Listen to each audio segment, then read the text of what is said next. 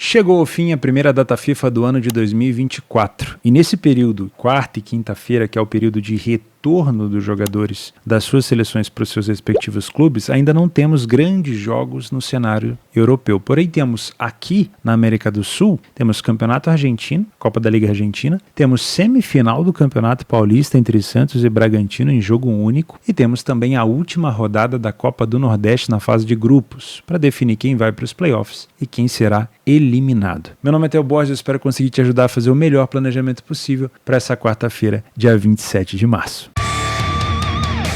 O primeiro jogo que eu quero me focar nessa quarta-feira é Santos e Bragantino pela semifinal do Campeonato Paulista. Só pelo fato de ser uma partida única já me chama bastante atenção. Foram duas equipes líderes dos seus respectivos grupos. O Santos ficou na liderança do grupo A com 8 vitórias em 12 jogos, 25 pontos somados, e o Bragantino ficou na liderança do grupo C com 21 pontos, 6 vitórias em 11 jogos. Então, sinceramente, são duas excelentes equipes. Acho que o mercado aqui não errou em precificar de maneira parelha o jogo. A última vez que eles se enfrentaram, tivemos dois confrontos recentes por aqui. Finalzinho de 2023, o Bragantino venceu o Santos por 3-1 e o Bragantino voltou a vencer o Santos no início desse mês de março por 1-0, ainda no Campeonato Paulista. Sinceramente, por ser um jogo único, a minha expectativa de gols para esse jogo, ela tá um pouco trepidada, ela tá um pouco ameaçada. Por quê? Até que tenha um gol no jogo, a tendência é que as duas equipes estejam muito mais pensando em se classificar do que se expor. Claro que para você vencer você não pode ter medo de sofrer gol, mas como são duas equipes que se equiparam em relação a técnico, o Santos fez um excelente Campeonato Paulista e o Bragantino vem fazendo bons campeonatos brasileiros, apesar do Santos ter sido rebaixado no Brasileirão, o Bragantino vem fazendo bons campeonatos brasileiros, acabou sendo eliminado agora da fase pré-Libertadores pelo Botafogo, então já aumenta um pouco a cobrança. Então as duas equipes vêm de cobrança, né? O Santos vai ter que fazer um excelente 2024 para poder retornar para a Série A do Brasileiro. O Bragantino vai ter que correr e remar de novo atrás de uma vaga num cenário sul-americano ou de Sul-Americana ou de Libertadores durante esse ano de 2024. E são duas equipes que querem chegar na final. Então, para mim, o mercado está certo. E eu tomaria muito cuidado para trabalhar aqui em relação ao mercado de gols enquanto o jogo estiver empatado. Se você é um trader por aqui, o que eu pretendo fazer é tentar encontrar momentos de superioridade dentro, principalmente do primeiro tempo, para trabalhar contra a equipe que esteja inferior. É dessa maneira que eu trabalho jogos parelhos, principalmente na primeira etapa. Se eu não encontrar uma equipe se sobressaindo, se for um jogo muito laicar, um jogo muito parelho, eu vou preferir ficar de fora. Eu gosto muito de trabalhar em cenário de gols, em jogos únicos assim, quando o jogo já está desempatado, mas eu preciso de algumas condições. Primeiro, vamos supor, vou colocar uma vantagem para uma das equipes, tá? Vou botar a vantagem para o Santos. Santos jogando como mandante, com uma vantagem de 1-0. De nada vai adiantar o jogo desempatado se ao Bragantino buscar o empate, o Santos não contra-ataca. Então é um cenário que depende de alguns fatores. Theo, quando e como você trabalharia o over limite ou over à frente nesse jogo? Bom, primeiro eu preciso de um critério de desempate. O jogo empatado ele não vai me interessar, porque eu sei que as equipes vão estar muito mais preocupadas em não serem eliminadas. Então, primeiro critério, jogo desempatado.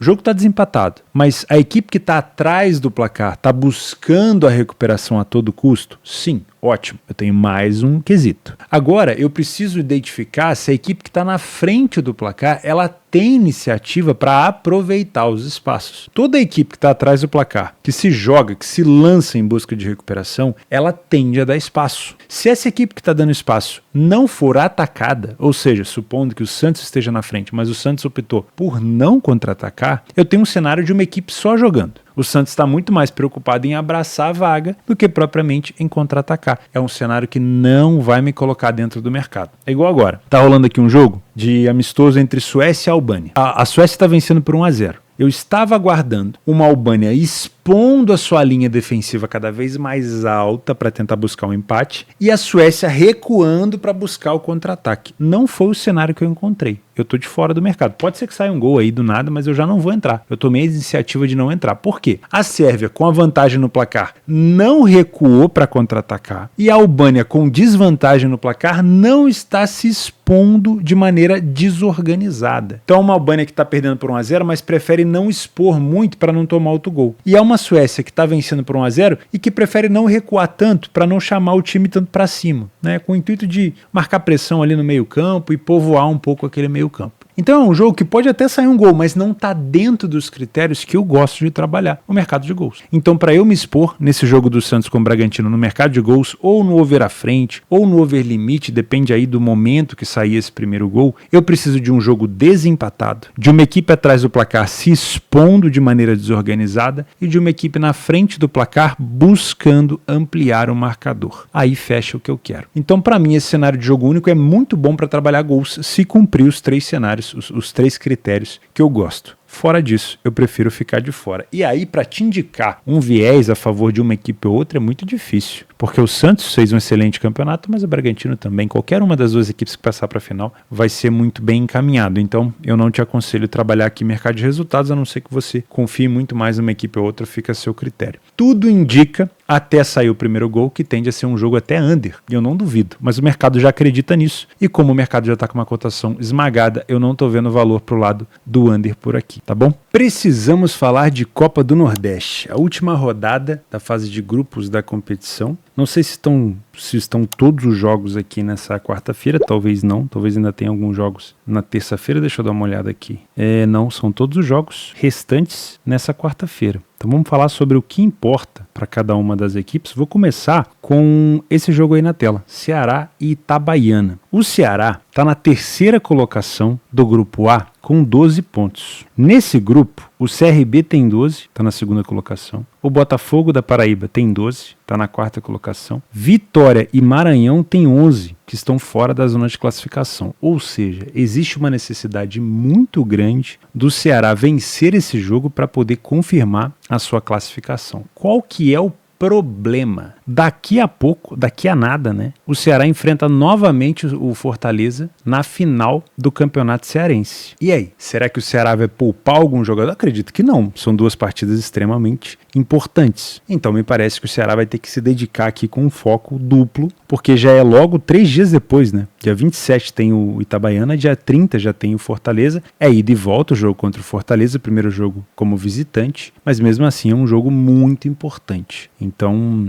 você que vem para trabalhar a favor do Ceará, ainda não abriu o mercado, estou gravando com um pouquinho de antecedência, mas você que vem para trabalhar a favor do Ceará, o Ceará deve ser o favorito, mas toma cuidado com essa questão do próximo confronto ser justamente o jogo contra o Fortaleza, mas o Ceará tem que vencer para garantir vaga aqui nos playoffs. Utilizando o PDF de apoio, a gente consegue perceber que o Ceará não venceu nenhuma partida como mandante, esse é um problema, né? O Itabaiana venceu uma partida como visitante, porém o Ceará foi o primeiro a marcar em 67% dos jogos. O que significa isso? Que o Ceará tem extrema dificuldade para manter a vantagem, né? Fazer aquela manutenção de vantagem no placar. Tanto é que em 100% dos jogos do Ceará nós tivemos ambas marcas. Então é bom tomar um pouco de cuidado. Porém, o Itabaiana não tem mais chance de classificação. Isso pode tirar um pouco a vontade dos caras, né? O Itabaiana está na última colocação do grupo B, tem 3 pontos e no máximo conseguiria chegar a 6. O Náutico desse grupo B já está na 4ª colocação com 7 pontos. Então, não daria para o Itabaiana. Além disso, o Ceará sofreu mais gols do que marcou, assim como o Itabaiana. O Ceará precisa de 5,75 finalizações no alvo para fazer um gol. Meu Deus, é muita finalização. Já o Itabaiana precisa de praticamente metade. O primeiro tempo do Ceará tem menos gols do que o adversário, menos vitórias, mesmo número de derrotas e um gol a mais sofrido. Porém, no segundo tempo, o time do Itabaiana perdeu todas as segundas etapas, não marcou nenhum gol. E aí, mesmo bem frágil, o Ceará acaba sendo bastante favorito. 67% dos jogos do Ceará em casa foram over 2,5, mesma coisa, mesmo número para o Itabaiana fora de casa. E o Ceará costuma ter mais escanteios na partida do que o adversário. Mas isso é relativo, né? Porque pode ser que o Ceará, por exemplo, esteja na frente do placar e opte por recuar. A gente tem que levar em consideração esse cenário. O Ceará pode, por exemplo, estar na frente do Itabaiana, pensar no jogo contra o Fortaleza, tentar garantir esses 3 pontos contra o Itabaiana para se classificar e pensando no jogo do Fortaleza começar a recuar, botar um time mais defensivo e aí o Itabaiana pode ter mais escanteios no jogo, né? Inclusive isso vale para quem está buscando mercado de gols. Toma um pouco de cuidado, apesar de ter sido 67% das vezes que ambos os times, né, respectivamente fora e dentro de casa, tiveram um over 2,5, o Ceará pode estar mais focado no próximo jogo do que nesse. Então pode ser que ele faça o básico, né, a vitória simples, e depois segure o placar. Toma um pouco de cuidado nesse tipo de situação. Outro jogo extremamente importante é o Vitória contra o 13. Vitória que perdeu para o Bahia de virada, e nesse momento o Vitória está na 5ª colocação, fora da zona de classificação do grupo A, com 11 pontos, e precisa vencer e torcer para que alguém lá de cima vacile para que ele possa entrar nessa zona de classificação. Porém, o 13 ainda tem chance de se classificar no grupo B. O 13 tem 6 pontos e se vencer vai a 9 e pode sim se classificar. Então já é um jogo bem mais complexo aqui para o Vitória. Utilizando o nosso PDF de apoio, vamos ver se eu acho esse jogo por aqui. Sport Juazeirense, CRB Altos e deve estar aqui, ó, Vitória e 13. O Vitória em casa não perdeu nenhum jogo, 2 vitórias em 3 jogos, marcou em todos os jogos, tomou gol em todos os jogos, ambas marcam em 100%. O 13 não venceu nenhuma partida fora, isso favorece a equipe do Vitória, obviamente. Porém, o Vitória não costuma sair tanto na frente do placar. Isso quer dizer que o Vitória vai buscar a vitória, na maioria das vezes, com uma recuperação de resultado ou com uma virada no jogo. E o 13 costuma sair na frente do placar, mas não venceu nenhuma. Isso quer dizer o quê? Que o 13 tem o mesmo problema do Ceará. Ele tem dificuldade para fazer a manutenção de vantagem. Teoricamente, né, as coisas se encaixam, né? O aplicativo de relacionamento dos jogos aqui se encaixa. Porque o 13 costuma sair na frente, mas costuma tomar virada. O Vitória não é tanto sair na frente, mas costuma virar o jogo. Costuma pelo menos empatar, né? Então a gente pode ficar de olho nisso. O Vitória tem um poderio ofensivo muito melhor, defensivamente também é superior. O primeiro tempo não chama tanta atenção assim, o 13 até tem números melhores em relação a derrotas e gols sofridos, mas no segundo tempo o 13 chega a 100% de derrota, com 6 gols sofridos e 2 gols marcados, e aí o Vitória já não tem derrotas, só vitória. Ó a piada. 5 gols marcados e 2 gols sofridos. O Vitória tem um jogo aéreo muito forte. As duas equipes também têm uma média de over 2,5 muito grande. Mas, de novo, nós temos o mesmo cenário aqui. Ó. Os próximos jogos do Vitória, o próximo, na verdade, dia 31, um dia depois do jogo do Ceará com Fortaleza, já tem a final do Bavi. Quanto tempo? Acho que fazia 5 anos que eles não faziam a final, né? Depois o Vitória estreia lá no Brasileiro contra o Palmeiras. Então o Vitória tem um Bavi pela frente, mas, de novo, assim como o Ceará, não pode ignorar esse jogo aqui contra o 13, porque precisa da vitória para se classificar nos playoffs da Copa do Nordeste, diferente do seu rival, né, do seu maior rival Bahia, que já está classificado como primeiro no geral, com 18 pontos e não pode ser ultrapassado pelo Sport, que tem 14. Então o Vitória vai ter que correr atrás e vai ter que vencer o 13, que é um time ruim fora de casa, e depois pensar nesse Bavi. Outro jogo envolvendo essa questão de última rodada da Copa do Nordeste e também de finais dos estaduais é Maranhão e Fortaleza. O Fortaleza, como eu falei, tem um jogo contra o Ceará 3 dias depois desse jogo aqui. O Fortaleza ainda não está garantido na fase de grupos. Por quê? Fortaleza tem 8 pontos. O Juazeirense, que está fora da zona de classificação, tem 6, pode chegar a 9. O 13, que está fora da zona de classificação, tem 6, pode chegar a 9.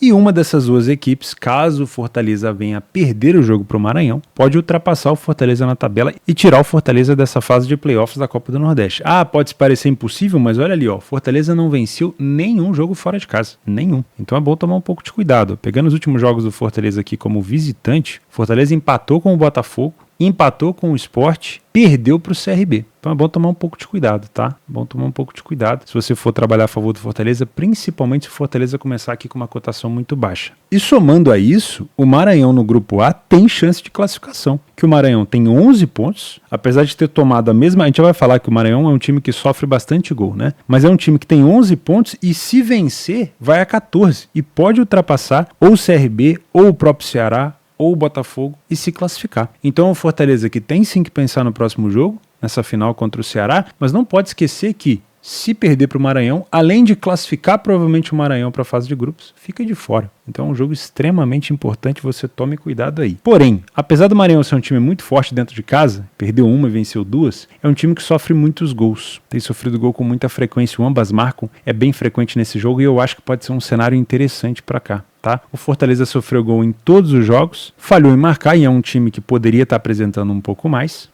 Fortaleza precisa de 7,5 finalizações de um gol para fazer um gol. Não é tão bom assim. O primeiro tempo do Fortaleza não é superior ao do Maranhão e o segundo tempo não é superior. O Maranhão tem 4 gols marcados e apenas 1 gol sofrido. Então, um segundo tempo de superioridade do Maranhão. Os jogos fora de casa do Fortaleza não têm sido over 2,5. Nenhum aconteceu. Do Maranhão já aconteceu 67% das vezes. E, sinceramente, eu estou bastante inclinado a pensar num cenário de pelo menos 2 gols aqui, com até uma possibilidade de ambas marcam, tá? Lembrando, a gente pode olhar para o time de camisa aqui e pensar, já é um jogo fácil, ganha fácil. Cuidado, o Maranhão está buscando a classificação, Fortaleza também. Fortaleza, se perder, pode ficar de fora da fase de grupos, pode chegar ainda mais pressionado no clássico contra o Ceará na final do Cearense. Lembrando que no clássico agora contra o Ceará na Copa do Nordeste, Fortaleza era favorito e perdeu por 1-0. Então aqui, favorito pode se complicar, é bom tomar um pouco de cuidado, eu gosto de pensar nesse ambas marcam. Para finalizar, nas opções de jogos extras, Lanús e União Santa Fé. Confesso que é um jogo bem difícil, porque o Lanús vem muito bem fora de casa, mas é bom tomar um pouco de cuidado em casa. O Lanús em casa tem apenas 2 vitórias, não é um time tão agressivo como é fora de casa. Dentro desse confronto com o Santa Fé, nesse confronto direto, o Santa Fé não perde há 6 partidas, então aqui é um favorito que também pode se complicar.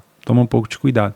E você que pensa sempre num jogo under, foi o under 3,5 nos últimos 8 jogos do Lanús. Em 4 dos últimos 5 jogos do Santa Fé foram over 2,5, tá? Então toma um pouco de cuidado, às vezes a gente se surpreende no campeonato argentino. Na Copa do Nordeste eu não falei sobre o Sport Juazeirense, o Sport está praticamente classificado, um empate aqui provavelmente já classifica o Sport, muito dificilmente não vai classificar, o Bahia já está classificado também, vale a pena ficar de olho em América e Náutico, também tem briga por classificação por aqui, e ainda tem o River e o ABC e o CRB com o Altos. Além disso, no Campeonato da Colômbia tem Milionários e Santa Fé, já aí são equipes muito mais conhecidas, dá pra gente também fazer alguma coisa, tem informação sobre eles aqui, vamos lá pra cima, Colômbia, deve estar lá no final, aqui Atlético Nacional, e é esse jogo aqui, ó. Milionários vem de 3 derrotas e 1 empate em casa, o Santa Fé vem de 2 vitórias e 1 empate, primeiro tempo do Milionários bem parelho em relação ao Santa Fé, segundo tempo também muito parelho, são equipes com pouca incidência de over 2,5, toma um pouco de cuidado nisso. O Santa Fé costuma marcar a maioria dos seus gols nos minutos finais, né, naquela zona que a gente chama de zona do over limite. O time do Milionários também marca muito ali na volta do segundo tempo, com mais gols marcados na segunda etapa. E é isso, pode ser uma boa partida para você trabalhar aqui alguma coisa numa correção de preço. Vou ficando por aqui, muito obrigado pela sua companhia, até amanhã e um abraço.